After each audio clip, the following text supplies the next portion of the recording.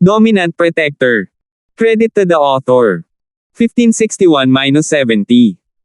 Ang mga pangalan po na nandito ay galing sa mga name generator. Kaya kung meron man pagkakatulad sa mga pangalan ng totoong tao o lugar, ito ay tunay na hindi sinasadya. Dahil doon, inilagay ng kakaibang lalaki ang kanyang kamay sa mga meridian ni Terence, I circulate ang iyong paraan ng paglilinang sa puso at hayaan mo akong makita. Okay. Ngumiti si Terence ng mapait. Pinaandar niya ang kanyang practitioner's arts at inilabas ang kanyang lakas. Mystic Lateface. Di ba Earth class ka na? Bakit si Mystic Lateface lang? Biglang sumimangot ang kakaibang lalaki at sinabing. Tumalon si Terence na tuklasan na siya. Oo. Sabi ni Terence, inayos ang sarili. Tama, siguradong nasugatan ka sa mga oras na iyon. Sa loob ng maraming taon, wala kang tulong ng kahit anong makalangit na kayamanan, kaya hindi pa nakakabawi ang iyong lakas, di ba? Hindi na hinintay ng kakaibang lalaki na magpaliwanag si Terence at gumawa ng magandang dahilan para sa kanya. Oo, kumurap si Terence bago tumango. Okay lang, pwede na tayong magsimula ulit. Sa lahat ng mga taon na ito, ninakaw ko na ang paraan ng paglilinang ng isip ng kalaban. Pagdating ng panahon, ipapasa ko ito sa iyo. Kilala natin ang ating sarili at ang ating kaaway, at mananalo tayo sa bawat laban. Kapag nagtagumpay ka na, babawi ako sa iyo upang maghiganti. Okay. Hindi alam ni Terence kung ano ang sinasabi ng kakaibang lalaki. Magpahinga ka na, pagod na ako. Dahil doon, ang kakaibang lalaki ay nakatulog sa kuweba, hindi na nag-abala kay Terence. Tiningnan ni Terence ang mapa sa kanyang kamay at mapait na ngumiti. Nagpasya siyang ibalik ito sa kakaibang lalaki kapag nagkaroon siya ng pagkakataon. Boss, kami. Hindi man lang naglakas loob na huminga ng malalim si Quinten, natatakot na baka mabaliw na naman ang kakaibang lalaki. Hanggang sa nakatulog ang lalaki ay itinuro niya ito ng mabuti at bumulong. Tatakbo na ba tayo ngayon? Tulog na siya. Umiling si Terence. Mukhang natutulog ang lalaki, ngunit hindi may kakaila ang pakiramdam ng isang Sky Class Master. Sino ang nakakaalam kung madyay gising siya bigla? Kung nagising siya at nagkamali sa pag-iisip na nagpapanggap itong estudyante niya para linlangin siya na ibigay sa kanya ang treasure map, hindi niya maipaliwanag ang sarili, baka mapatay pa niya silang dalawa. Pag-usapan natin ito bukas. Talagang walang ibang pagpipilian si Terence, kailangan niyang mag-isip ng dahilan para makipaghiwalay sa lalaking ito. Sa lakas ng lalaki, madali siyang makakahabol. Tumango si Quinten at natulog, nanlulumo. Si Terence, sa kabilang banda, ay nakaupong naka-cross-legged at nagsimulang mag-practice. Sa kalagitnaan ng gabi, natutulog ang kakaibang lalaki nang bigla itong tumalon at sumigaw ng, tumakbo ng mabilis, sabi, tumakbo ng mabilis. Paparating na sila, humahabol sila. Iminulat ni Terence ang kanyang mga mata sa pagtataka. Magsasalita pa sana siya nang biglang sumugod ang kakaibang lalaki palabas ng kuweba at nawala sa gabi. Nang tumayo si Terence at hinabol siya, matagal nang nawala ang kakaibang lalaki. AI. Bumantong hininga si Terence at ibinalik ang tingin sa pakete sa sahig. Hindi niya maiwasang umiling nang walang magawa. Ang kakaibang lalaking ito ay halatang hindi matatag ang pag-iisip. Hindi niya alam kung anong klaseng panaginip ang napanaginipan niya ngayon. Baka nanaginip siya na may kaaway na dumating sa kanyang pintuan at nagmamadaling tumakbo. Tungkol sa paghabol, alam ni Terence na hindi siya Sky Class, kalaban hindi niya maabutin. Makakabalik lang si Terence sa kuweba at maghintay sa pagbabalik ng kakaibang lalaki. Boss, ano bang problema? Yung matandang baliw. Nagising din si Quinten sa biglaang sitwasyon. Binuksan niya ang kanyang mga mata at nalilitong tumingin kay Terence. Tumakas siya. Baka mamaya babalik siya mag-isa. Matulog ka na. Sabi ni Terence na may mapait na ngiti. Oh. Tumango si Quinten. Kung sinabi ni Terence na ayos lang siya, ayos lang siya. Bumalik siya sa pagtulog. Nang magising si Quinten, maliwanag na ang langit. Kanina pa hinihintay ni Terence ang kakaibang lalaki na bumalik, ngunit hindi pa rin siya bumabalik. 3 hanggang 4 na oras na ang nakalipas mula nang umalis ang kakaibang lalaki. Gising ka na? Tanong ni Terence. Boss, nasaan ang baliw na matandang iyon? Binuksan ni Quinten ang kanyang mga mata, ngunit wala nang makita ang kakaibang lalaki. Maliban kay Terence, ang skybolt na baboy lang ang nasa sulok. Hindi na siya bumalik. I wonder kung babalik siya. Umiling si Terence. Mas mabuti kung hindi sila dumating, tinakaat nila ako hanggang sa mamatay. Tinapik ni Quinten ang kanyang dibdib. Sky class, nakakatakot. Ha! Hindi alam ni Terence ang gagawin. Ayaw niyang itago ang mapa para sa kanyang sarili, ngunit hindi na bumalik ang lalaki. Natakot si Terence na mawala ito sa kuweba, kaya itinago niya ito sa kanya, kumain tayo. Kung hindi bumalik ang kakaibang lalaking iyon, pupunta na tayo. Tumango si Quinten at naglabas ng compressed food sa kanyang bag. Binigyan niya si Terence, at nagsimulang kumain ng biskwit at sausage. Natapos kumain ng dalawa at nagpahinga sandali. Halos tanghali na, at medyo lumiwanag ang nyebe sa labas ng kuweba. Hindi pa ito tumitigil pero kitang-kita na nila ang daan. Hindi na hinintay ni Terence na dumating ang kakaibang lalaki, kaya sumakay siya sa kotse na may dalang Quinten at umalis sa kuweba. At the same time, may malaking nangyari sa Starfield. Ang kriminal na sospek ay nakagawa ng sunod-sunod na krimen. Ngayon, nang ninakawan niya ang ilang estudyante sa middle school, nakita ito ng isang kabataang lalaki sa malapit at humakbang siya para tanggalin ang maskara ng kriminal na sospek. Ang eksenang ito ay nakuna ng isang malapit na photographer ng estudyante sa kolehiyo gamit ang kanyang mobile phone at na-upload sa internet. Dahil dito, tuluyang nabunyag sa publiko ang tunay na pagkakakilanlan ng sospek. Bagamat nasugatan ng sospek ang magiting na binata sa galit, ito ang unang pagkakataon na nakita ng mga pulis ang kanyang tunay na pagkatao. Malungkot na tiningnan ni Amara ang video. Hindi siya makapaniwala, ngunit nakilala niya ang tao sa video ito ay si Terence. Ngunit paano ito magiging posible? Si Terence ba talaga? Sa pagtingin sa malupit at hindi makataong sospek sa larawan, naramdaman ng Amara na parang sinasaksak ang kanyang puso. Hindi maaari. Ang Terence na kilala niya ay hindi ganitong uri ng tao. Kanta ng kapitan. Hindi mo mahuhusgahan ang isang libro sa pabalat nito. Huwag mo itong labis na isipin. Mapait na ngumiti si Wayne. Walang maniniwala sa kanya kung sasabihin niyang hindi si Terence ang sospek. Hindi siya. Talagang hindi siya. Umiling si Amara. Wayne, tingnan mo ang mga mata ng sospek. Mapurol sila at walang buhay. Hindi sila dapat mata ng isang normal na tao. Marahil ito ay pamamanhid ng isang kriminal. Naniniwala si Wayne na ang sospek ay si Terence. Ang lahat ng katibayan, kabilang ang video na ito, ay maaaring matibay na patunayan ang puntong ito. 1562. Siguradong hindi. Matigas na umiling si Amara. Napabuntong hininga si Wayne. Alam niyang may nangyayari sa pagitan ng Amara at Terence, at si Terence ay biglang naging isang hindi mapapatawad na sospek na kriminal. Natural, hindi ito matatanggap ng Amara. Nagring ang telepono ni Amara nang may sasabihin pa sana siya. Walang gana niyang kinuha ito si Yang Harold iyon, tumatawag ng emergency meeting. Obvious na nakita ni Harold ang video sa unang sandali, naniniwala ba siya na hindi ginawa ni Terence? Tumayo si Amara at naglakad papunta sa meeting room kasama si Wayne. Naroon na si Harold, at hindi rin masyadong maganda ang kanyang mukha. Medyo seryoso siya, medyo kinakabahan, at medyo nag-aalala. Naniniwala ako na nakita ng lahat ang pinakabagong ebidensya sa video, tama ba? Sabi ni Harold nang makitang dumating na ang lahat. Tama, Chief Yang. Sinabi ko sa iyo na ang sospek ay si Terence, ngunit hindi ako pinaniwalaan ni Captain Song. Si Hekenwang ang unang nagsalita, ano sa tingin mo ngayon? Ang sospek ay si Terence, tama ba? Anong uri ng kriminal ang makakataka sa aking mga mata? Hindi mo ba sinabi noon? Baka nakahanap si Terence ng kamukha niya para gayahin siya at gawin ang krimen. Kung makakahanap si Terence ng katulad niya, bakit ang iba hindi?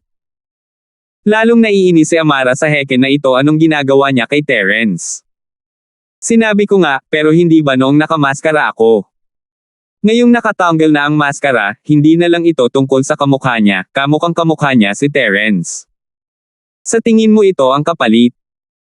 Heken pouted and said, Bureau Chief Yang, as you can see, mukhang maganda ang personal relationship ng Captain Song mo sa suspect. Sa sitwasyon niya ngayon, hindi na siya bagay na magtrabaho sa Special Task Force.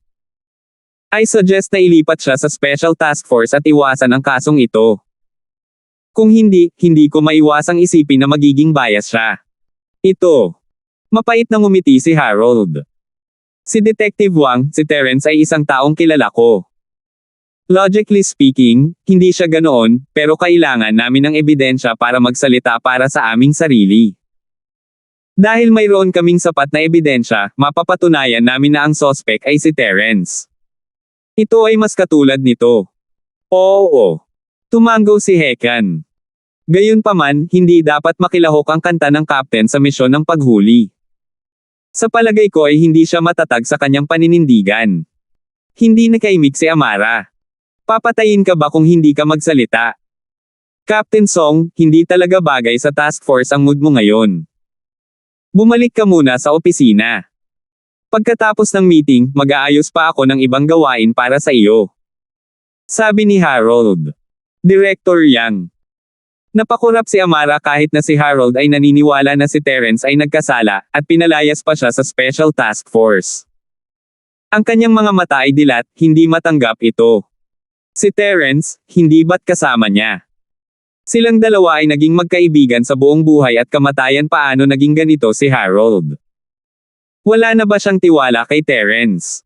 Huwag mo nang sabihin. Nakapagdesisyon na ako. Kailangan mo lang sundin ang utos ko. Sabi ni Harold sa seryosong tono. Oo.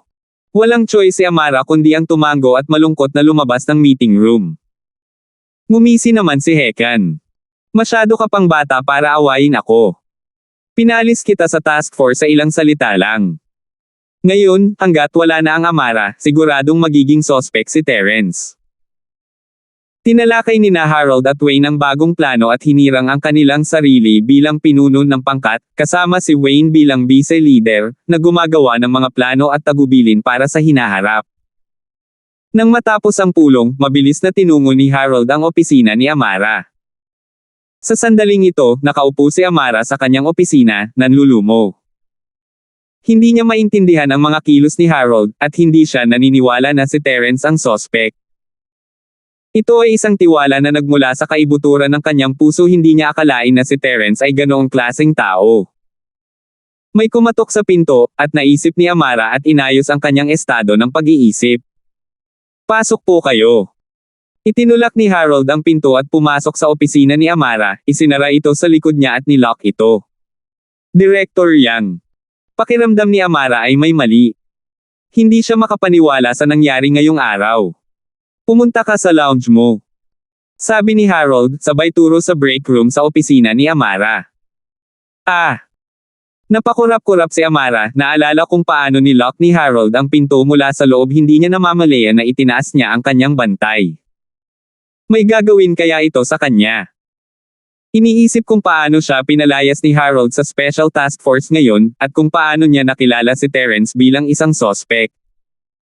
Ang puso ni Amara ay napuno ng higit na pag-aalala. Director Yang, gusto mo.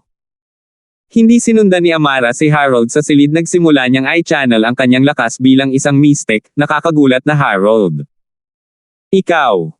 Isa ka ng mystic class master.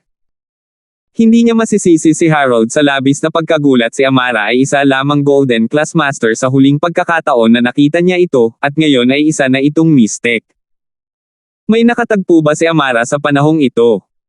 Hindi umimik si Amara, nakatutok pa rin ang mga mata niya kay Harold. Amara, nagkakamali ka, tama ba? Nakita ni Harold ang reaksyon ni Amara, at naalala niya ang ginawa niya noon. Naunawaan niya kung ano ang ikinababahala ni Amara, at hininaan niya ang kanyang boses na may mapait na ngiti. Sinabi ko ang resting room dahil natatakot ako na may tenga ang mga dingding, at may importante akong sabihin sa iyo. At isa pa, mystic ka, bakit ka matatakot sa isang taong hindi pa nakaka-recover sa Golden Class? Nako. Namula si Amara, napagtantong mali ang pagkakaintindi niya. Binuksan niya ang pinto at pumasok kasama si Harold. Seryosong sabi ni Harold nang nasa resting room na sila. Amara, alam mo kung gaano ako ka-pressure lahat ng ebidensya kay Terence, at hindi ko lang masasabing hindi siya ang suspect.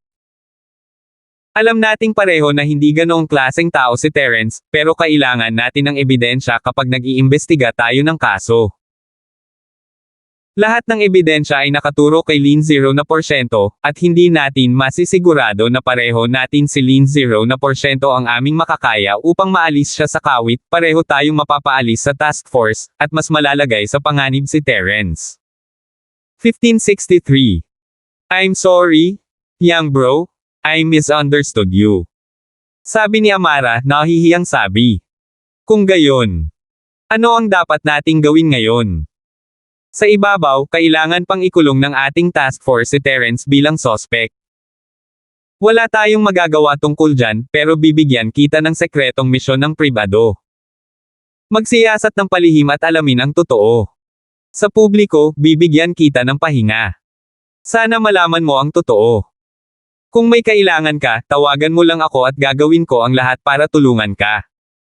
Sabi ni Harold. Oo, salamat, Kuya Yang. Nagulat at natuwa si Amara sa mga salitang iyon, tumango siya. Huwag kang mag-alala, tatapusin ko ang aking misyon at ibubunyag ang katotohanan, linisin ang pangalan ni Terence. Tama, ang tagal na kitang hindi nakikita, at mukhang interesado ka kay Terence. Pabirong sabi ni Harold nang matapos sila. Di ba nag-away kayong dalawa noon?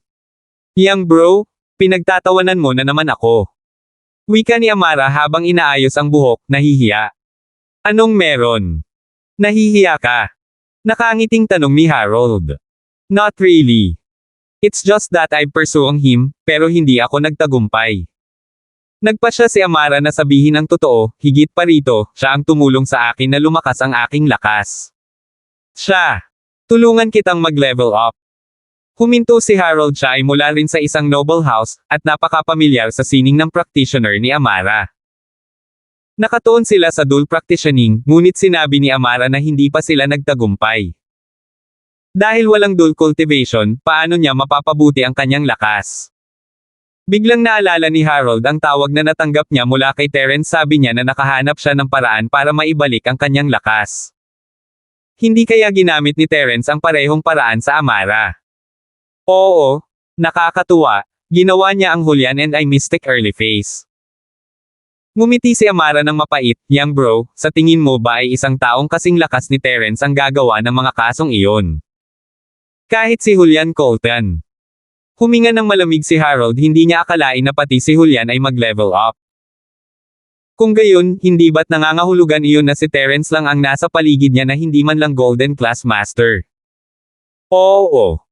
Tumango si Amara, kaya, young bro, alam mo na may ganitong paraan si Terence. Magiging noble house siya o kahit isang tagong bahay, at magiging maharlika siya.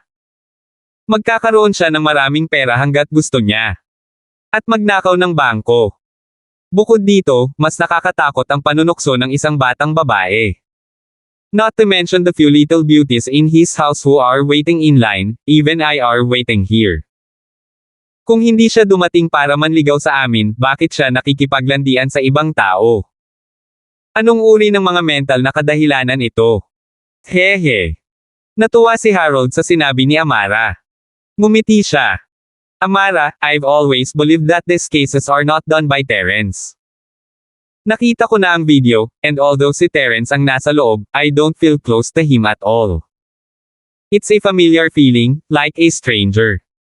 On the surface, parang si Terence, pero kung titignan mong mabuti, parang hindi. Tama. Dahil sinusuportahan din ako ni Kuya Yang, lalo akong nagtiwala. Malalaman ko talaga ang totoo. Sabi ni Amara, nakakuyom ang kanyang mga kamao. Ang video ay na-upload sa internet, at nang makita ito ng mga pulis, nakita rin ito ng ibang mga mamamayan, kasama sina Cheryl, Yasi, at Josephine. Nakaupo silang tatlo sa harap ng computer, paulit-ulit na pinapanood ang video na nakapost online. Hindi ito si Terence. Umiling muna si Josephine at sinabing may katiyakan, bagaman hindi ko masabi kung bakit, naniniwala ako sa aking nararamdaman.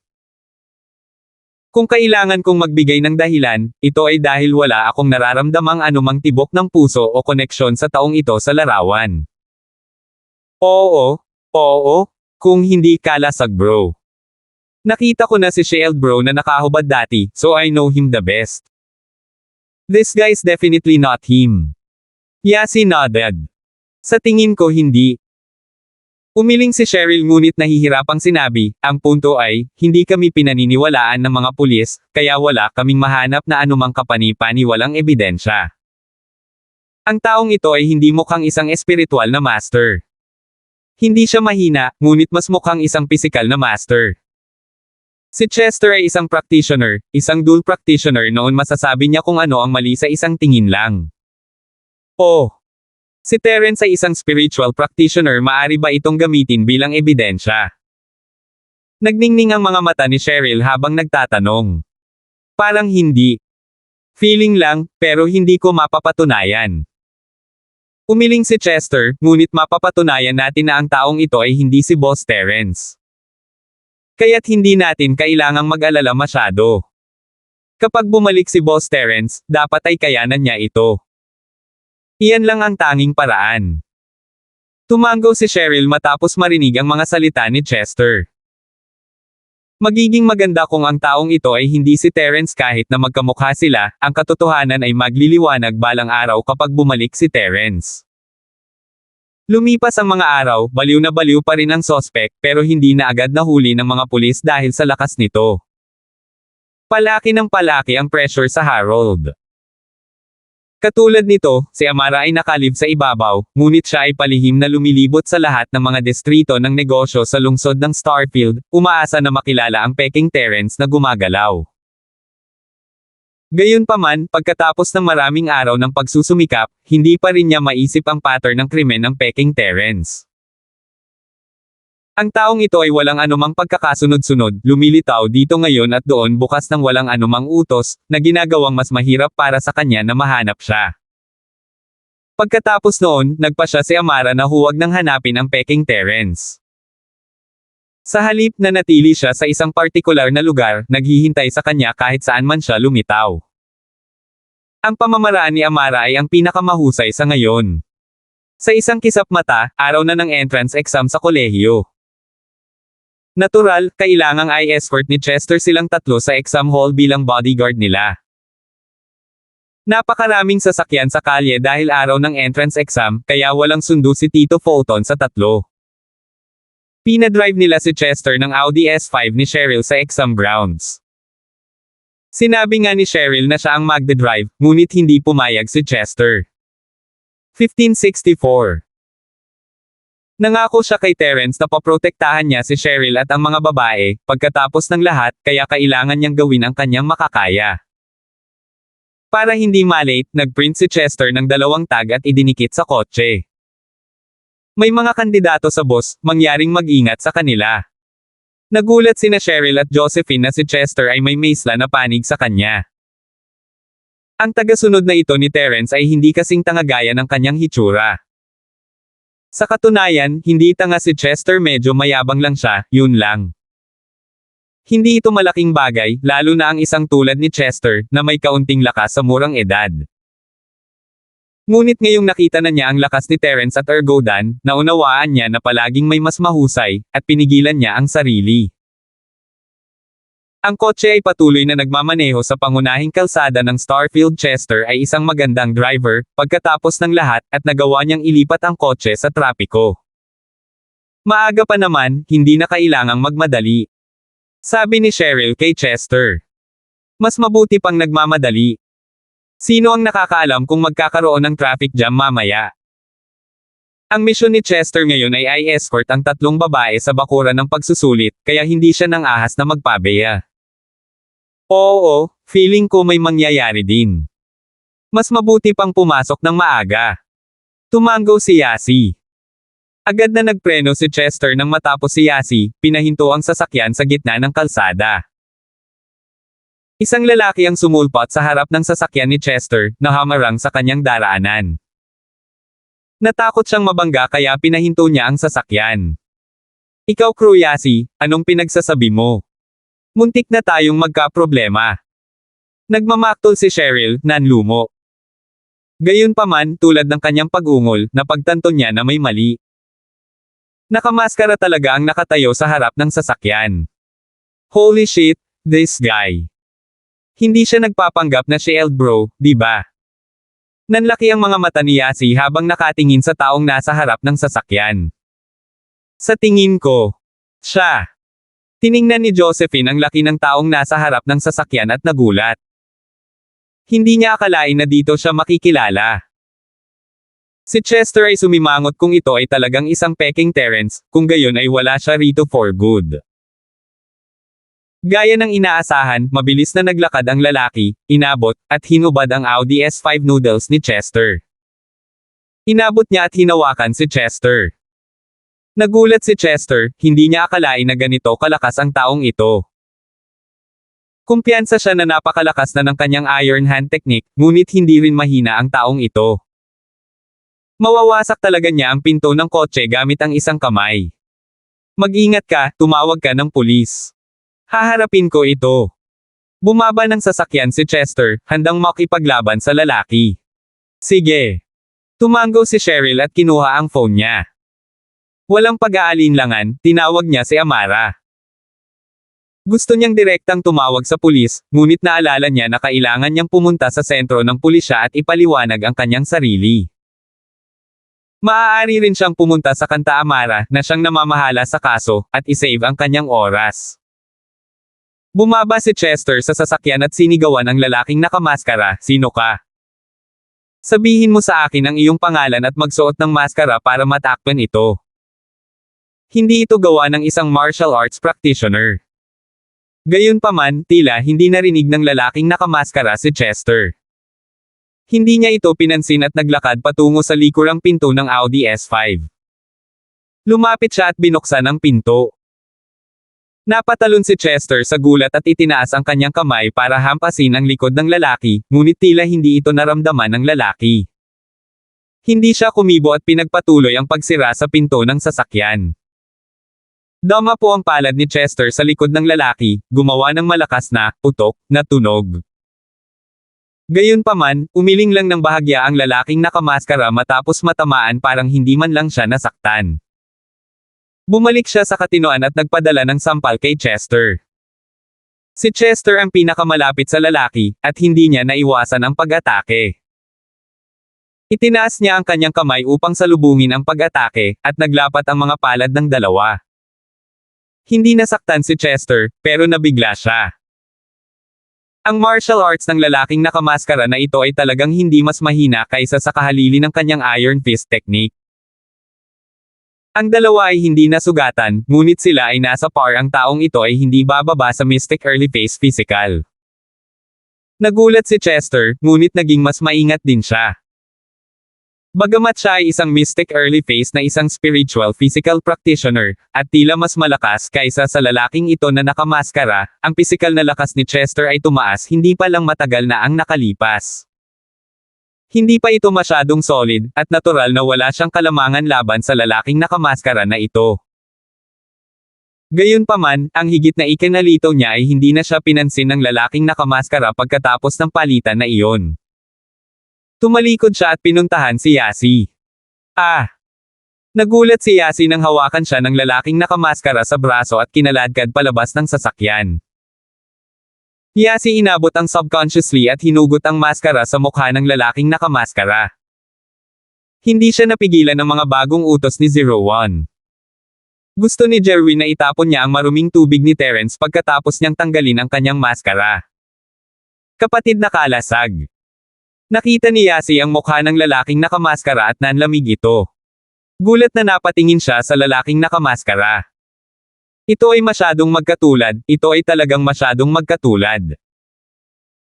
Bagamat natitiyak ni Yasi na ang lalaking nakamaskara na ito ay hindi si Terrence, hindi niya maiwasang tawagin itong Shield Bro nang makita ang mukha nito, "Ikaw ba yan? Hindi naman ikaw yun, di ba? Hindi mo naman sasaktan si Yasi, di ba?" Walang pakialam si 01 sa sinasabi ni Yasi. Ang hipnotismo na natanggap niya ngayon ay ang pagpapahinto ng sasakyan ng isang estudyante sa kalye. Kung ang tao sa kotse ay isang lalaki, dapat niyang baliin ang kanyang mga braso at gawin siyang hindi kumuha ng pagsusulit. Kung babae ang nasa sasakyan, pupunitin niya ang damit nito at hayagang aasarin siya sa kalye. Halatang babae si Yasi, kaya automatikong sinunod ni 01 ang pangalawang utos. Kung ano ang sinasabi ni Yasi, hindi niya naintindihan. Nakita ni Scorpion, na nagmamasid mula sa di kalayuan, si Yasi na bumababa sa sasakyan at alam niyang hindi maganda ang mga pangyayari. Nagawa na niya ang kanyang pagsasaliksik tungkol kay Yasi, isa siya sa mga tao ni Terence, ngunit hindi niya akalain na napakaswerte ni 01 na pigilan sila gamit ang isang random na sasakyan. Gayunpaman, hindi siya napigilan ni Scorpion. Na-hypnotize ang mga utos ni 01. Maliban sa hypnotist, walang ibang salita ang gagana. 1565. Gayunpaman, nakahinga ng maluwag si Scorpion nang makita niyang si Yasi iyon. Kung ginugulo niya si Cheryl, pagsisisihan ni Master Jerwin hanggang kamatayan. Ngunit ngayon, kahit na medyo hindi makatwiran, hindi ito humantong sa isang malaking pagkakamali. Bitawan mo siya. Sigaw ni Chester habang binato niya ng isa pang suntok si 01, ngunit hindi siya pinansin ng lalaki at pilit niyang pinupunit ang damit ni Yasi. Bang! Dama po ang kamao ni Chester sa ulo ni 01, at binitawan lang ni 01 si Yasi matapos makatanggap ng isang malakas na suntok. Inilapat niya ang kanyang kamao kay Chester sa galit. Sa sandaling ito, nakita rin ni Chester na kahit na ang 01 na ito ay may lakas ng isang maagang yugto ng Mystic Class Physical Practitioner, wala siyang alam na kahit anong galaw, at ang kanyang mga pag-atake ay ganap na random, na nagbibigay kay Chester ng pagkakataong makahinga. Kung hindi, ang dalawa sa kanila ay matatalo sa isa't isa sa isang labanan hanggang sa kamatayan, ngunit 01 ay tila naging tanga, at si Chester ay nagtagumpay sa pag-iwas sa kanyang pag-atake. Matapos maunawaan ang lakas ng kanyang kalaban, walang intensyon si Chester na patayin siya. Hindi siya si Terence, at wala siyang kakayahan na labanan ang isang taong higit sa kanyang antas. Hindi niya kayang pumatay ng taong kapantay niya ng madali. Kaya nagpa siya si Chester na gawing life or death na sitwasyon ang kanyang buhay.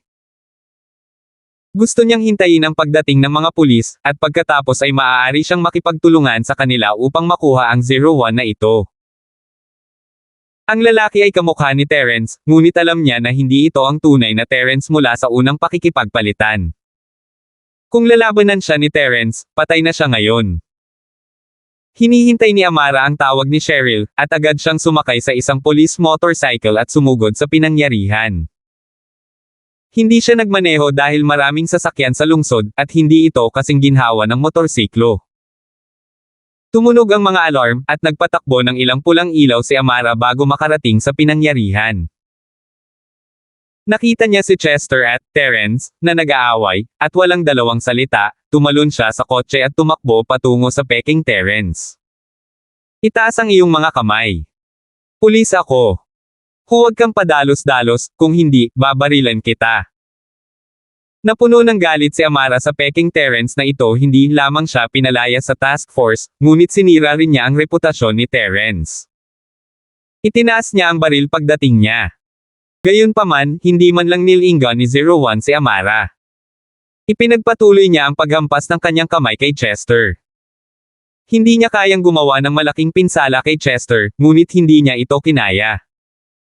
Natatakot siyang mahulog siya sa bitag niya. Bang! Nagpaputok ng baril si Amara sa langit, nagbabala. Tumigil ka kaagad, o babarilan ko. Natural, hindi makikialam si 01 kay Amara at hahayaan siyang bantayin siya nito. Ang warning shot ni Amara ay hindi epektibo. Itinutok niya ang baril kay 01 at hinaila ang gatilyo. Bang! Dama po ang putok ni Amara sa binti ni 01, at napaungol siya, ngunit hindi nahulog. Sakto nang tumama ang bala sa binti ni 01, biglang nawala ng malay si 01. Wala siyang pakialam sa sugat sa binti niya. Namumula ang kanyang mga mata habang tumatakbo patungo kay Amara. Napakabilis ng kanyang bilis kaya hindi nakapagsalita ang mga tao. Inagaw niya ang baril sa kamay ni Amara, dinurog ito sa scrap metal, at inihagis sa lupa.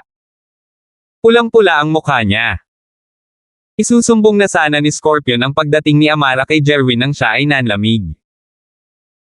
Tila na-activate ni 01 ang enhancement program at kinagat ang kapsula sa kanyang bibig. Sa ganitong paraan, ang lakas ng 01 ay agad natataas sa Mystic Late Phase Peak. Pagkatapos, maging Amara o Chester, wala sila sa paningin niya. Mystic Early Phase at Mystic Late Phase Peak dalawang magkaibang bagay. Hindi inaasahan ni Amara ang bilis at lakas ng 01 natataas kahit ang isang maagang Mystic na tulad niya ay hindi nakapag-react sa oras bago ang kanyang baril ay kinuha. Gayunpaman, ang ikinagulat ni Amara ay ang sumunod na nangyari. Matapos kunin ni 01 ang baril ay tila wala siyang balak na pakawalan siya. Ipinadala niya ang isang palad patungo sa kanya, at napakabilis nito kaya hindi makaiwas si Amara. Sa isang iglap, si Amara ay pinalipad ng 01 na mabigat na lumapag sa lupa. Lumuwa si Amara ng isang bibig ng dugo habang nakatitig sa peking Terence na hindi makapaniwala. Isang Mystic Late Phase Peak Physical Practitioner ang kalaban ay ganito kalakas. Nagsisimula ng magsisi si Amara na hindi humingi ng backup bago dumating. Naisip niya na siya ay isang Mystic Early Phase at madali niyang makuha ang 01. Ngunit muli, isang Mystic Late Phase Peak Physical Master, kaya paano kung humingi siya ng tulong? Ang isang freak na may ganoong lakas ay wala na sa kanyang kontrol. Mangangailangan ito sa Supernatural Investigation Bureau na kumilos. Matapos ipadala si Amara sa paglipad, hindi siya sinundan ni 01. Sa halip, tumalikod siya kay Yasi at naglakad, sinusubukang habarin ang damit nito. Cheryl sees, nakakatakot ang taong ito. Bagamat hindi maganda ang impresyon ni Yasi sa Amara, naawa pa rin siya sa kanta na Amara matapos siyang makitang nasaktan habang sinusubukang iligtas sila, ano ang dapat nating gawin? Malakas ang lalaking ito, natatakot ako na kahit si Chester ay hindi makakapantay sa kanya. Kumunat ang noo ni Cheryl, ngunit hindi siya makaalis ngayon. Kung nandito lang sana ang tunay na kalasag bro. Bamantong hininga si Yasi at tumingin sa 01 ng maingat. Hahayaan ba siya ni Chester na mapalapit kay Yasi? Bagamat nakita niya si Amara na pinalipad, hinanda ni Chester ang kanyang sarili at kinasuhan si 01. Itinutok niya ang kanyang kamao sa dibdib ni 01 sa pagkakataong ito na naglalayong masugitan siya ng husto. Nakita ni 01 si Chester na sumugod sa kanya at tumigil sa paghahanap kay Yasi. Tinaas niya ang kanyang mga kamay at hinarap si Chester. Napakunot noo si Chester sa mabilis na reaksyon ni 01, ngunit nagngangalit ang kanyang mga ngipin. Wala siyang pakialam kung sasampalin siya ni 01 o hindi, gusto lang niyang saktan siya. Ang lakas ng taong ito ay higit pa sa inaasahan ni Chester. Hindi niya maintindihan kung paano napupunta ang lalaking ito mula sa maagang yugto hanggang sa huling bahagi ng yugto sa loob lamang ng isang segundo, ngunit anuman ang mangyari, kailangan niya itong pigilan. Dama po ang suntok ni Chester sa dibdib ni 01, ngunit dama po ang mga kamay ni 01 sa dibdib ni Chester. Napasigaw din si Chester sa sakit habang pinalipad siya, bumulwak ang dugo sa kanyang bibig. Ang kanyang mga tadyang ay ganap na nadurog, at siya ay nahulog sa lupa, hindi na makabangon. 1566. Siya ay higit na nasugatan kaysa kay Amara. Siya ay pinalipad lamang sa pamamagitan ng galit ni 01, ngunit si Chester ay nasa isang sunod-sunod na banggaan. Ang pinsalang natamo nila ay hindi sa parehong antas. Miss Song. Save them. Pinipigilan ni Chester ang sakit habang sumisigaw siya ng tulong. Kahit na walang sinabi si Chester, hindi pwedeng umupo lang si Amara doon at walang gagawin. Nagluwa siya ng isang subo ng dugo, ngunit hindi ito malubhang pinsala. Bumangon siya sa lupa at tumakbo patungo sa 01. Kinakabahan lahat sina Cheryl, Yasi, at Josephine, ngunit wala silang magawa para tumulong. Nakatingin lang sila habang umuunlad ang sitwasyon. Sino ka? Tanong ni Amara habang pinupunasan ang dugo sa bibig niya. 01 ay walang balak na sagutin siya. Ikinumpas niya ang kanyang kamao at sinuntok siya. Nagulat si Amara. Mabilis niyang ginamit ang kanyang chi para ipagtanggol at bahagya niyang naiwasan ang pag-atake, ngunit hindi tumigil doon si 01. Muli niyang sinipa palabas gamit ang kanang paa. Napakabilis kaya't walang oras si Amara na mag-react at tinamaan ang kanyang tiyan. Ang Physical Masters ay kilala lahat sa kanilang bilis at lakas, kaya kahit na ang Kanta Amara ay isang mystic, siya ay dehado pa rin laban sa 01, isang physical na master na may lakas ng isang mystic late phase peak. Napasigaw si Amara habang pinalipad muli, ngunit sa pagkakataong ito, mas seryoso ito kaysa sa huling pagkakataon.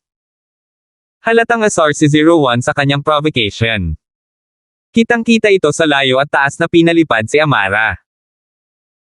Pinalipad lang siya ng 12 metro noon, ngunit sa pagkakataong ito, pinalipad siya ng mahigit 30 metro, lumilipad patungo sa mga sasakyan na naghahanda na lumihis. Ngayon, kababalik lang ni Terence sa lungsod ng Starfield. Dumiretso siya sa exam hall pagkabalik niya nakarating lang siya sa oras para sa unang pagsusulit. Nangako si Pablo kay Terence na kahit hindi siya kumuha ng pagsusulit, magbabayad siya ng sponsorship fee para makapag-aral siya ng kolehiyo ng mag-isa, ngunit gusto pa rin ni Terence na subukan. Simple lang ang mga tanong sa high school, at maayos naman ang ginagawa ni Terence. Kung ang Miss at Josephine ay maaaring kumuha ng pagsusulit gamit ang kanilang sariling kakayahan, bakit hindi si Terence? Gayunpaman, ang hindi inaasahan ni Terence ay ang masikip ng trapiko habang papunta sa exam hall. Ito ang pangunahing daan. Sa ilalim ng normal na mga pangyayari, hindi magkakaroon ng anumang masikip na trapiko. Ngayon ay ang araw ng pagsusulit sa pasukan sa kolehiyo, ngunit talagang nagkaroon ng masikip na trapiko. May nangyari ba sa harap? Sinundan ni Terence ang sasakyan sa kanyang harapan at liliko na sana nang biglang may lumipad na figure at bumangga sa windshield ng kanyang sasakyan. May nataman ba siya? Nanlamig si Terence, ngunit naalala niyang hindi nga pala siya nagmamaneho. Nakaparada ang sasakyan sa kalsada, paano niya nabangga ang isang tao? Hindi kaya na scam siya. Walang kamalay-malay na itinaas ni Terence ang kanyang ulo at tiningnan ang figure sa harap ng kotse. Napatalon siya sa gulat na puno na ng dugo ang windshield ng sasakyan, at nabasag ito at naging hugis spiderweb sa biglang pagsulpot ng tao. Ang windshield ng kotse ay gawa sa maraming layer ng tempered glass, at kailangan ng maraming puwersa para masira ito. Si Terence ay hindi nagmaneho, kaya ang puwersa ay mula sa tao. Kung ito ay isang scam, ito ay pagpapakamatay maliban kung ang utak ng tao ay nasira. Nakakunot ang noo, tiningnan ni Terence ang figurang puno ng dugo at nakaramdam ng pagkakilala. Hindi kaya nakita na niya ang taong ito dati. Sa pag-iisip na iyon, mabilis na bumaba ng sasakyan si Terence at tinulungan ang tao na makatayo. Nang makita niya ang mukha ay nagulat siya. Ito ay Amara. Tama, ang taong bumangga sa kotse ni Terence ay Kanta Amara. Amara, ano bang nangyayari sa'yo? Hindi malay na tanong ni Terence. Binuksan ni Amara ang kanyang mga mata at nakita si Terence sa kanyang harapan. Nabigla siya. Hindi niya akalain na magiging ganito kabilis ang 01. Pinalipad pa lang niya at nandito na siya. Baka gusto niyang patayin silang lahat. Ano bang problema mo? Tumingin si Terence kay Amara, nalilito. Isang bakas ng hinala ang sumilay sa mga mata ni Amara nang marinig niya ang pamilyar na boses. Itong si Terence na nasa harapan niya ay eksaktong kapareho ng nauna, ngunit ang nauna ay walang sinabi. Itong Terence naman, parang yung totoo. Ikaw. Ikaw ba talaga? Hindi malay na tanong ni Amara. Anong totoo? Napakurap si Terence, hindi sigurado kung ano ang sinasabi niya. Ikaw si ang Terence na tumawag sa akin na Miss Braindead. Tanong ni Amara, hindi sigurado. Little song girl, tanga ka ba? Anong pinagsasabi mo? Paano ka nasugatan? Anong nangyayari? Hindi alam ni Terence kung ano ang nangyayari, nakikinig sa mga kakaibang salita ni Amara. Terence. Ikaw talaga. Ikaw talaga. Ang galing. Narinig ni Amara ang mga salita ni Terence at nakumpirma na ang taong ito sa kanyang harapan ay ang tunay na Terence. Kung gayon, paano naman ang peking Terence? Sa pag-iisip na iyon, mabilis na sinabi ni Amara, Tere dyan. May peke ka dyan, siya yung nanakit sa'kin. Nandyan si Yasi at ang iba pa, tumulong ka. Ano? Hindi alam ni Terence kung totoo o mali ang sinabi ni Amara, ngunit naunawaan niya na may mga kaaway doon si Yasi at ang iba ay nasa panganib din. Hindi na nagsalita pa si Terence, ngunit bigla niyang binuhat si Amara at tumakbo sa direksyon na itinuro ni Amara. Nawalan ng pag-asa si Yasi, hindi niya akalain na ganito kalakas ang kalasag na ito, kaya madaling natalo sina Chester at Amara. Gustong lumaban ni Yasi, ngunit hindi niya ito katapat. Inabot ni 01 si Yasi upang sunggaban muli si Amara, sinusubukang habarin ang kanyang hubad. Huwag! Baka mukha kang Shield bro, pero hindi ikaw siya. Yasi crossed her arms in front of her chest and looked at 01 who was walking towards her. Maingat, huwag mo akong hawakan, o Shield bro hindi ka pakakawalan. Kapag nalaman niyang hinawakan mo ang maliit niyang asawa, patay ka. Hindi man lang siya pinakinggan ni 01 at patuloy na lumalapit. Sinasabi ko sa iyo, napakatumpak ko sa aking mga salita. Tinatawag ako ng mga tao na propeta Yasi, ngunit kung gumawa ka pa ng isang hakbang, mamamatay ka. Hindi ka pababayaan ni Shield bro. Sagot ni Yasi. Shoo, parang hindi niya naiintindihan ang sinasabi mo. Tumakbo si Cheryl at tumayo sa harap ni Yasi, hahawakan ko siya, Yasi, tumakbo kayo ni Josephine.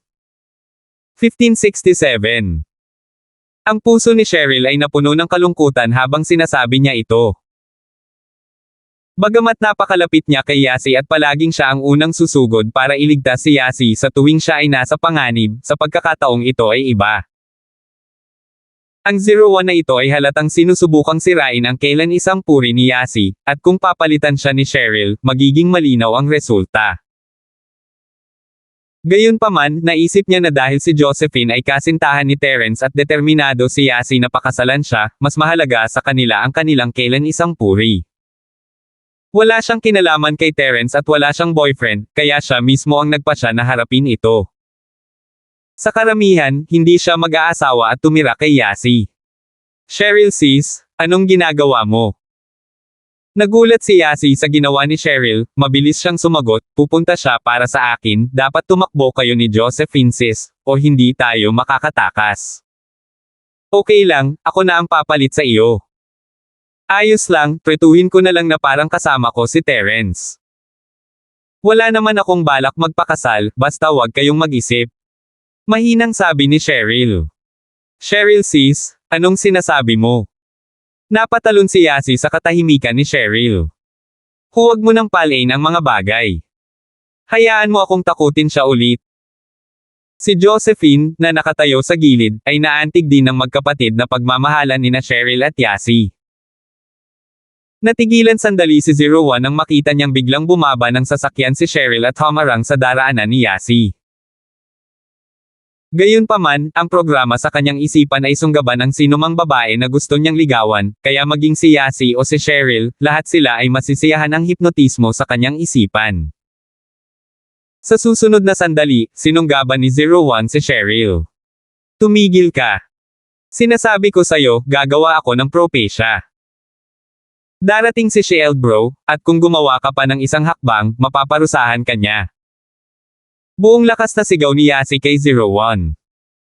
Si Cheryl at Josephine ay hindi alam kung matatawa o maiiyak sa mga salita ni Yasi. Sasabihin na sana ni Cheryl si Yasi na ihinto ang panggugulo at tumakbo palayo nang nanlaki ang kanyang mga mata sa hindi makapaniwala. Sa likod ng 01, may isa pang taong kamukhang kamukha niya. Gayunpaman, ang taong iyon ay may hawak na amara sa kanyang mga bisig, at ang kanyang mga mata ay puno ng pamilyar na pakiramdam.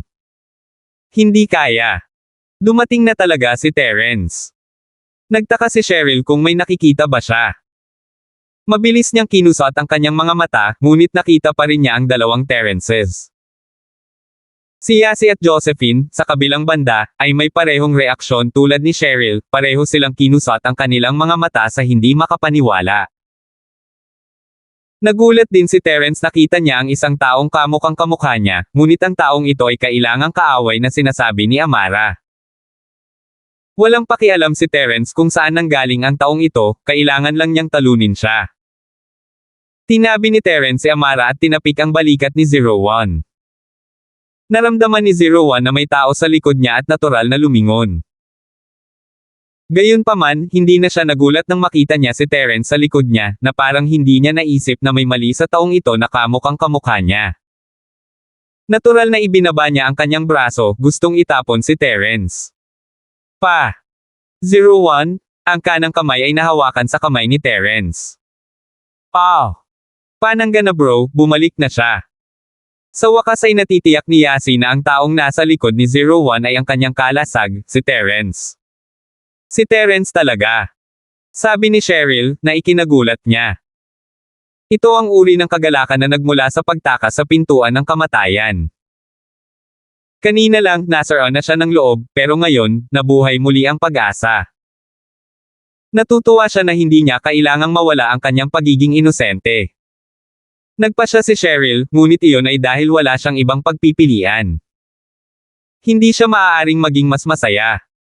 Si Josephine ay parehong nagulat at masaya si Terence ay talagang bumalik. Gusto niyang makita kung paano maaaring maging napakayabang pa rin ng peking Terence na ito. Binuhusan na niya ng maruming tubig si Terence noon, at ngayon ay lumabas na ang katotohanan.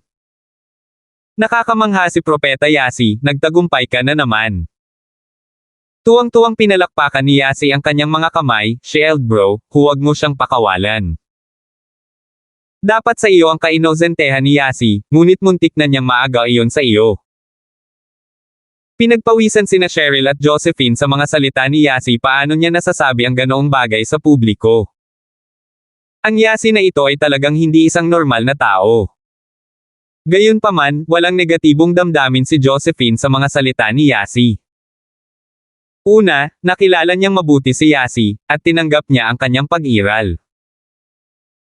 Pangalawa, kailangan talaga niyang pasalamatan si Propeta Yasi kung hindi dahil sa kanyang hula, isa sa kanila ang mawawala ng kanyang kainosentehan ngayon. Alam ni Terence na medyo exaggerated ang mga sinabi ni Yasi, pero parang hindi masyadong malayo ang eksena sa harap niya. Sa totoo lang, medyo nabigla si Terence sa peking Terence sa harap niya. Kung hindi niya alam na wala siyang kapatid at ulila, iisipin talaga niyang kambal niya ito.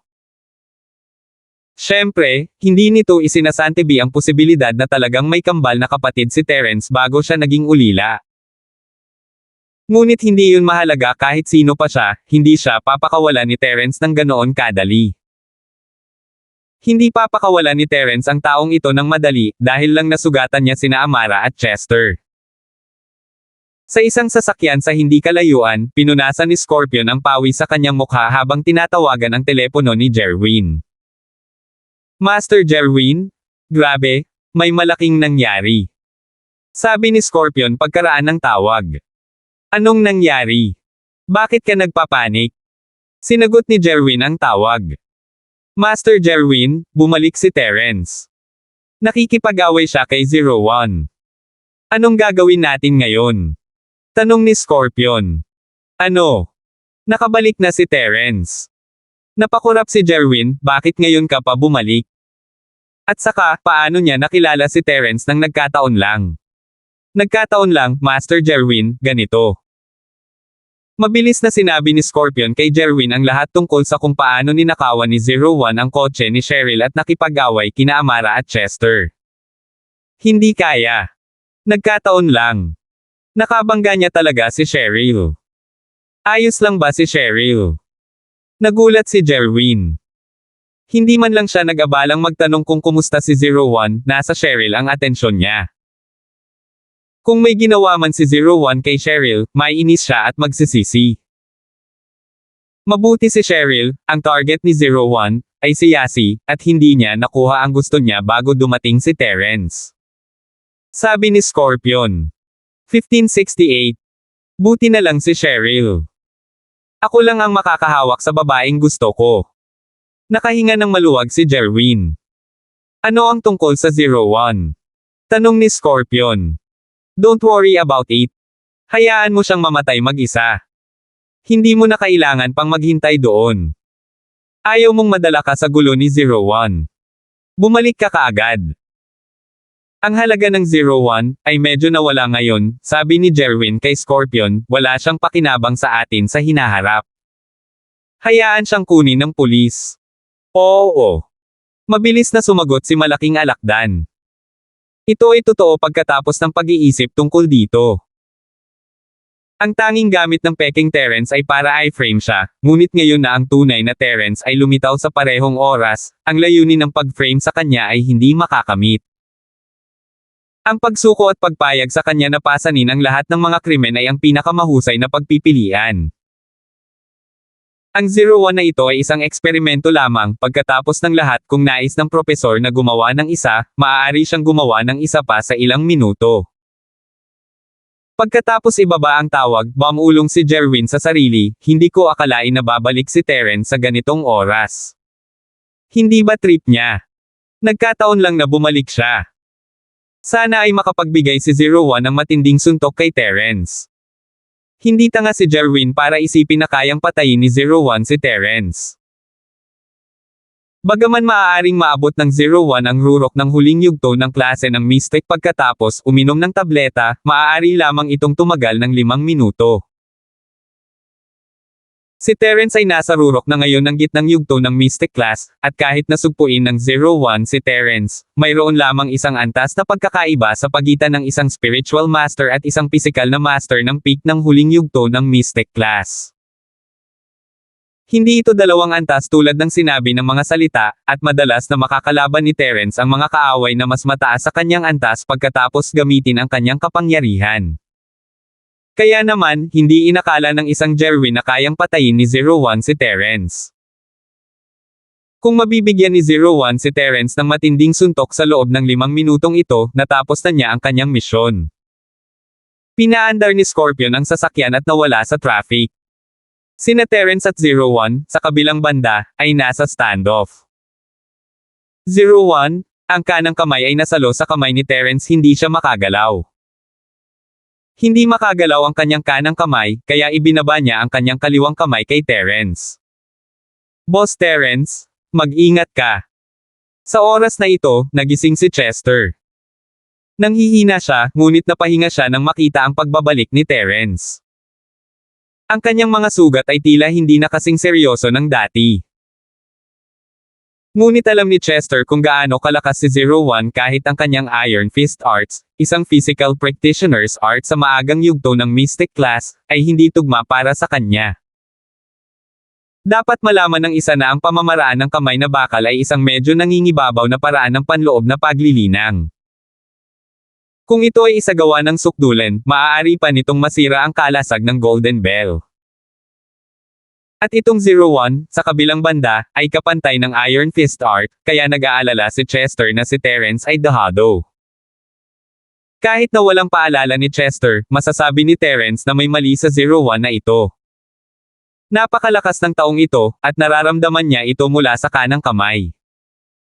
Kung si Terence ay hindi dumaan sa assassin training bago siya nagsimulang mag-practice, hindi niya sana mahawakan ang lalaking ito. Dahil, ayon sa pandaman ni Terence, ang 01 na ito ay mayroon ng lakas ng isang Mystic late phase peak. Anong klaseng antas iyon? Hindi nakakapagtakang si Chester at ang Amara ay hindi niya katugma. Kung si Terence ay hindi nakalusot sa Mystic late phase sa pamamagitan ng tulong ni Naipaw bago ang pagsusulit, mahihirapan siyang harapin ang taong ito kahit na manalo siya, magkakaroon siya ng malubhang pinsala sa loob. At kaya,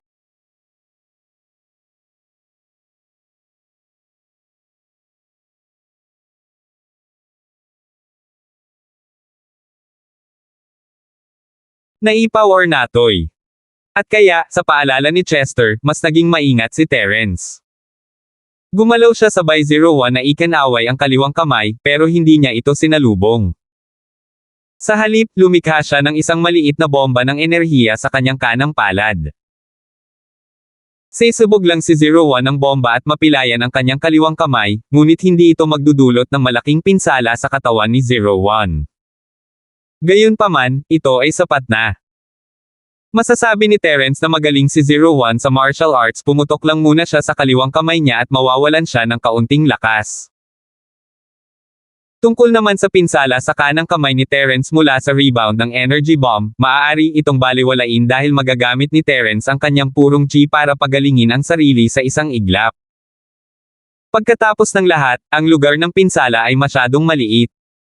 Ngayon, pagkatapos ng pagsubok na ito, si Terence ay naging mas pamilyar sa condensation ng energy bomb. Malayang makokontrol na niya ito ngayon, at maaari niyang kontrolin ang anumang resulta na gusto niya. Siyempre, maaaring gumamit si Terence ng super energy bomb para lumpoint si 01, pero hindi niya ginawa iyon. Ito ay dahil din sa wala siyang sapat na oras upang lumikha ng isang malaking bomba ng enerhiya, at kailangan niyang kumuha ng pagsusulit sa pasukan sa kolehiyo mamaya, upang hindi siya masugatan. Maaaring saktan ng mga bomba ng enerhiya ang kaaway, ngunit maaari rin nilang saktan ang kanilang mga sarili. Hindi ito gagamitin ni Terence maliban kung ito ay talagang kinakailangan.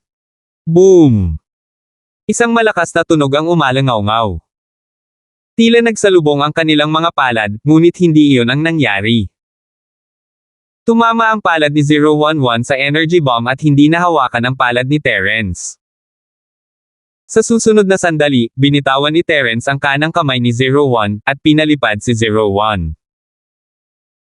01 ay may lakas ng isang Mystic Late Phase Peak Physical Master, ngunit ito ay isang sapilitang pag-upgrade, at ang kanyang diskarte ay hindi pa masyadong mature. Iba ito sa sariling lakas, lalo na't hindi nag-isip si 01 at hindi alam kung paano magdesisyon batay sa aktwal na sitwasyon. Ito ay ganap na subconscious, kaya normal para sa kanya na ipadala sa paglipad.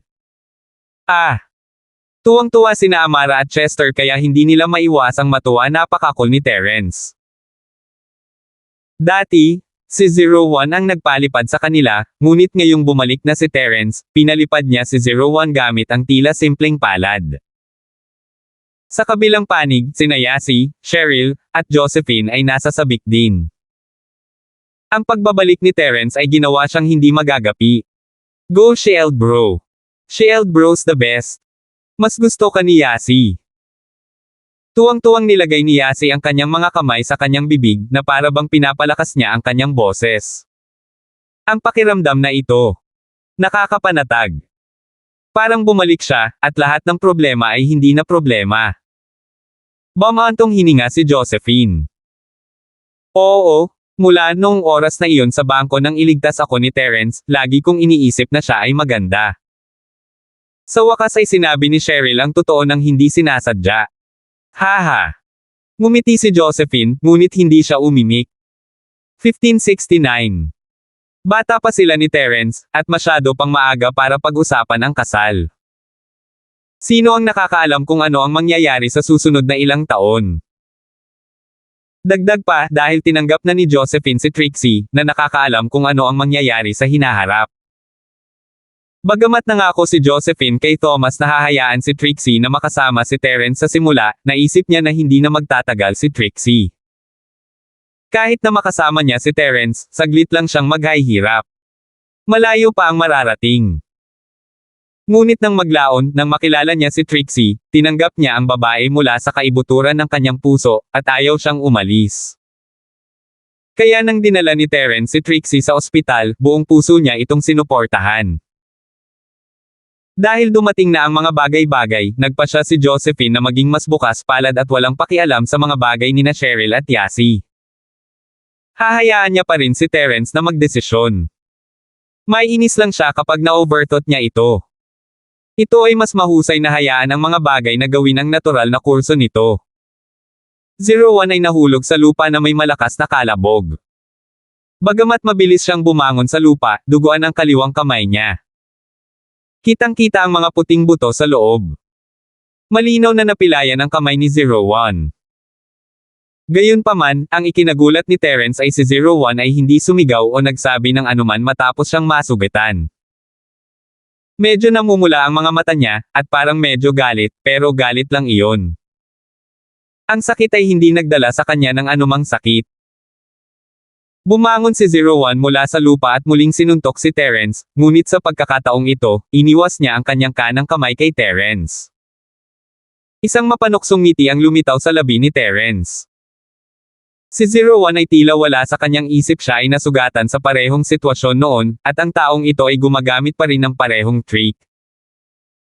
Magiging mas matapang ba siya kapag mas natalo siya, o magiging isang walang takot na bayani?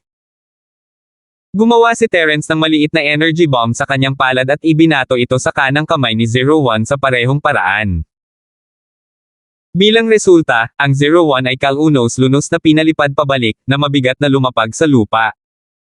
Naging madugong gulo na rin ang kanang kamay niya. Parehong nagulat sina Amara at Chester na mapilayan ni Terence ang mga kamay ni 01 sa isang iglap, lalo na si Chester. Alam niya kung gaano kalakas ang mga kamay ni 01, at kahit ang kanyang Iron Fist ay hindi nakipagsapalaran laban sa kanila, ngunit inalagaan sila ni Terence ng ganoon kadali. Sa isiping iyon, hindi mapigilan ni Chester na makaramdam ng takot. Sa kabutihang palad ay nakilala niya si Terence bilang kanyang amo, kung hindi ay magiging katulad pa rin siya ng dati, na tulala na nakikipaglaban kay Terence para kay Sun Jingyi. Ang hampas ng palad ni Terence ay masisira ang kanyang Iron Fist art, hindi ba? Mabilis na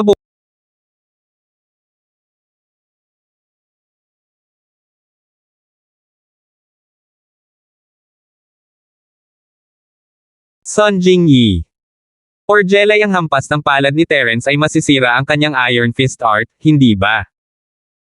Mabilis na bumangon si 01 at sinugod si Terence matapos bumagsak sa lupa, ngunit sa pagkakataong ito, ginamit niya ang kanyang nasugatan na kanang kamay upang muling tamaan si Terence. Natarante si Terence, hindi ba alam ng taong ito kung ano ang sakit?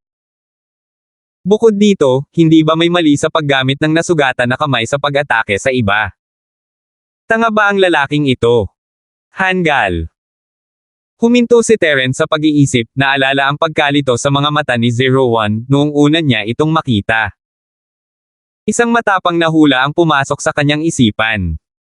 Hindi kaya ang 01 na ito ay isang taong walang iniisip? Sa pag-iisip pabalik sa mga kakaibang aksyon ni 01, naganap na mekanikal at hindi natatakot sa kamatayan, malamang na may mali sa 01 na ito. Bilang resulta, hindi na binalak ni Terence na patayin si 01. Sa totoo lang, kung gagawin ni Terence ang ginagawa niya ngayon, malamang na masabugan niya ang magkabilang binti at paa ni 01. Sa oras na iyon, mawawala ang lahat ng kanyang mga paa, at mapapapatay siya ni Terence sa isang galaw. Ngunit ngayon, naramdaman ni Terence na ang 01 na ito ay medyo kakaiba.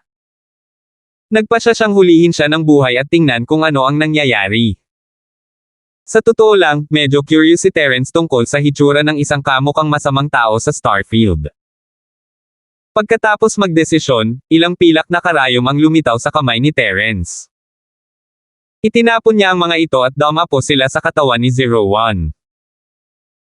Hindi man lang umiwas si 01, nagpapatunay na ang iniisip ni Terence 01 ay walang sariling pag-iisip, o kung hindi, walang paraan ang isang normal na tao ay hindi dodge kapag nakakita sila ng isang nakatagong sandata. Lalo na sa 01's Mystic Late Phase Peak Strength, ang pag-iwas sa mga karayom na ito ay kasing dali ng pagbelang ng kanyang kamay. Paano niya hinayaang tumusok ang mga karayom sa kanyang katawan? Si Terence ay isang medikal na estudyante, at alam niya ang acupoints ng katawan ng tao tulad ng likod ng kanyang kamay. Si 01 ay agad na nakaugat sa lupa, hindi makagalaw.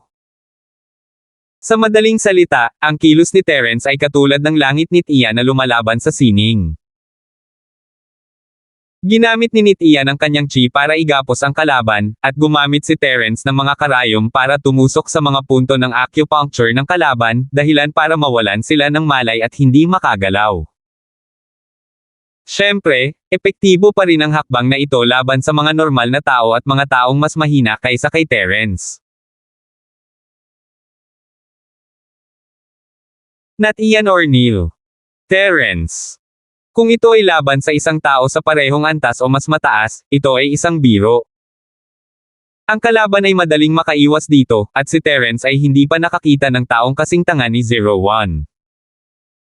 Lumapit si Terence at dinurog ang mga paa ng 01, dahilan para mawalan siya ng kakayahang umatake. Pagkatapos ay inalis niya ang mga karayom, ang buong paggalaw ay ginawa sa isang makinis na galaw, na nabigla sa lahat. Marami sa mga taong nanunood ay nagulat sa dalawang Terrences. Hindi pamilyar sa kanila ang mukha ni Terrence, alinman ito ang sospek mula sa video na nakita nila online. Gayunpaman, pagkatapos makita ang dalawang Terrences, ang mga tao ay hindi tanga. Agad nilang iniugnay ito sa tunay at peking Monkey King sa Journey to the West at halos natukoy na ang isa sa dalawang Terrences ay ang mabuti at ang isa ay ang masama.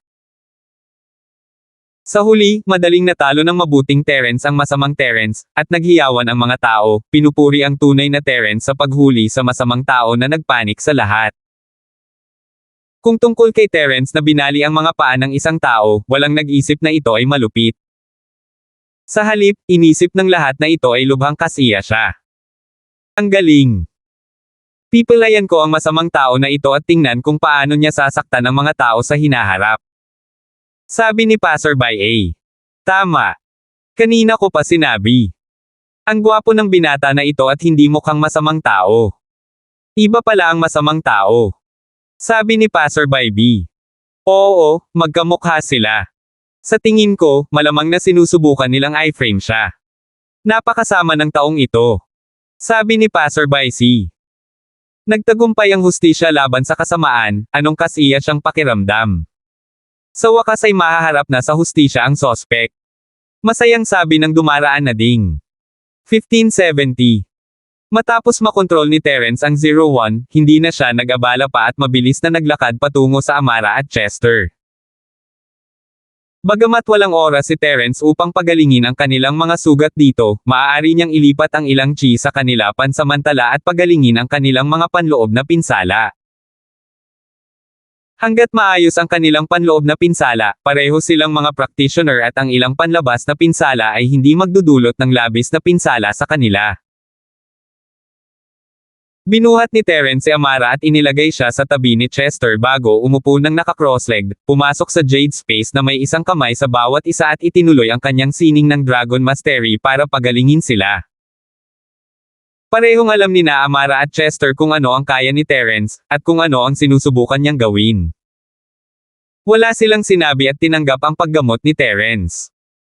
Kasabay nito, maririnig ang mga sirena ng pulis mula sa hindi kalayuan papunta na sina Harold at Wayne. 10 minuto na lang, at sa isang iglap natapos na ni Terrence ang laban.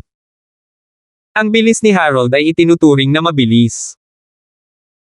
Bumaba sina Harold at Wayne sa kotse, at ang una nilang nakita ay hindi si 01, na binali ni Terrence, kundi si Terrence, na nakatayo sa likod ni na Amara at Chester. Napatalon si Harold nang makitang kinukuha ni Terrence ang pulso ni na Amara at Chester. Naisip niya na ang peking Terrence ay humahawak sa kanila, at ang sakit sa kanilang mga mukha at ang dugo sa gilid ng kanilang mga labi ay nagpaputi lamang ng kanyang mukha. Hindi alam ni Cheryl kung tatawa o iiyak ang peking Terrence ay kamukhang kamukha ng totoong Terrence, pagkatapos ng lahat, at makatuwirang hindi maintindihan ni Harold. Hindi ba napagkamalan din ni Amara ang totoong Terrence noong una niya itong nakita? Yang bro, si Terrence iyan. Ginagamot niya ang officer song at ang mga sugat ni Chester ngayon, at ang lalaking iyon doon ay ang suspect na nag-frame kay Terrence. Tinanggal siya. Itinuro ni Cheryl si 01, na nakahandusay sa lupa na bali ang lahat ng paa. Bumalik na si Terrence. Parehong nagulat at natuwa si Whitey sa mga salita ni Cheryl, nakalimutan ang awkwardness ng hindi pagkakaunawaan. Mabilis siyang tumangala at nakita ang isang lalaki na kamukhang kamukha ni Terrence na nakahiga sa pool ng dugo. Wayne, kumuha ng ilang lalaki at ikulong siya. Hindi napigilan ni Harold ang kanyang pananabik. Hindi siya naniniwala na si Terrence ang suspect, syempre, at ang negatibong ebidensya ang nagparamdam sa kanya na walang magawa. Ngayong nakabalik na ang tunay na Terrence, at ang peking isa ay inalis na, natural na tuwang-tuwa siya. Ganun din si Wayne. Hindi siya naniniwala kay Terrence gaya ni na Amara at Harold, pero ayaw niyang maging suspect si Terrence. Parang hindi pagkakaunawaan ang lahat. Si Wayne ay hindi natakot sa 01 na lumaban. Wala siyang magagawa sa sitwasyong ito. Mabilis na inilipat ni Terrence ang kanyang chi sa kanta ng Amara at Chester, na nagpapagaling sa kanilang mga nasugatang organ. Tumayo siya at sinabi sa kanila, kukunin ko muna si Cheryl at ang iba sa entrance exam sa kolehiyo. Mag-uusap tayo pagkatapos ko. Hindi itinago ni Terence ang kanyang boses, at natural, narinig ni na Harold at Wayne ang kanyang sinabi. Kinaway-kaway ni Terence ang kanyang kamay sa kanila, at tumango si Harold nang walang sinasabi pa. Pupunta sana si Terence sa istasyon ng pulisya para sa isang pahayag, ngunit ito ay isang emergency, at kailangan ni Terence na kumuha ng mga pagsusulit sa pasukan sa kolehiyo. Kailangan niyang maghintay hanggang matapos ang pagsusulit. Cheryl, Yasi, Josephine, sumakay ka sa kotse ko. Kinawian ni Terence ang kanyang kamay sa tatlong babae. Sige, Shield Bros finally back. Si Yasi ang pinakamabilis na tumakbo, binuksan niya ang pinto sa passenger seat at umupo. Si Josephine at Cheryl naman, ay nagkatinginan ng walang magawa. Sinabi ni Cheryl kay Josephine, Josephine, huwag mo siyang pansinin, ganyan talaga si Yasi. Sa totoo lang, natatakot pa rin si Cheryl na magkaroon ng ibang iniisip si Josephine. Pagkatapos ng lahat, si Terence ay nobyo ni Josephine. Ngayong nakabalik na si Terence, si Josephine ay dapat na nakaupo sa front passenger seat, ngunit kinuha ito ni Yasi. Ayos lang. Umiling si Josephine at ngumiti, matagal na, sa tingin mo ba kilala ko si Yasi? With that, hinailan niya ang kamay ni Cheryl at umupo sa pangalawang row ng sasakyan. Para sa likod na hanay, pinaghiwa-hiwalay na ito ni Terence, ginawa itong isang kabaong ng yelo kasama ang ball. Hindi niya mahanap si Trixie kahit saan pagkatapos sumakay sa kotse, at medyo kakaiba. Terence, nasaan si Trixie? Nasa ice coffin ka pa ba? Hindi malay na tanong ni Cheryl. Nasaan ang best partner ko? Napagtanto ni Yasi na wala rin si Trixie sa kotse. Pwede bang? Hindi namin nakita ang fire spirit fruit. Nagdilim ang mukha ni Josephine habang nakatingin sa ice coffin. Mahabang kwento. Mag-usap tayo habang naglalakad. Alam ni Terence na itatanong nila ito, ngunit kailangan muna niyang kumpirmahin ang lokasyon. Saan ka kukuha ng pagsusulit? Lahat tayo ay nasa dalawang high school, at ikaw din. Kaming apat ay kumuha ng pagsusulit sa iisang paaralan, ngunit iba ang venue ng pagsusulit. Nasa amin ang pass mo sa pagsusulit, sabi ni Cheryl. Salamat sa Diyos at dinala mo ito. Sige, sabi niya. Tumango si Terence at pinaandar ang sasakyan. Nagmaneho siya patungo sa paaralan at sinabi sa tatlo ang nangyari pagkarating nila sa bayan ng Bingzo. Kasama dito ang pakikipagkita kay Zhang Naipaw, pagsali sa pagsusulit, pagkuha ng unang pwesto, at pakikipagtawaran sa sekta ng Ice Palace, at sa wakas ay ginawa siyang isang panloob na disipulo. Arg! Hindi naman pwede diba? Nagmana si Trixie. Ang yin chi sa katawan niya, isa itong tipo ng yin na mahirap makuha kahit sa loob ng 1,000 taon. Hindi ba ibig sabihin ay magiging sky class siya sa loob ng 2 taon? Hindi, ano ang mangyayari sa akin, ang iyong pinakamahusay na kasosyo? Naiinggit na sabi ni Yasi. Nagulat din sina Cheryl at Josephine, hindi nila akalain na magkakaroon ng ganitong uri ng swerte si Trixie. Hindi lang siya nagising, ngunit isa rin siyang panloob na disipulo ng Ice Palace, at nagkaroon ng pagkakataon na maging master ng Sky Class at master ng Ice Palace. Sa wakas ay naligtas na si Trixie, at sa sandaling siya ay naging isang Sky Class Master, malaki ang maitutulong nito sa iyo sa hinaharap. Hindi napigilan ni Josephine na mapabuntong hininga. Ngayon, kahit si Trixie ay isang practitioner, at nagkaroon siya ng pagkakataon na maging master ng Sky Class. Tila siya ang pinakawalang silbi. Talagang gustong gawin ni Josephine ang isang bagay para kay Terence, ngunit hindi niya alam kung paano ito gagawin. Ito ang pinakamahirap sa kanya. Salamat po at sinamahan ninyo ako, ingat lagi mga master.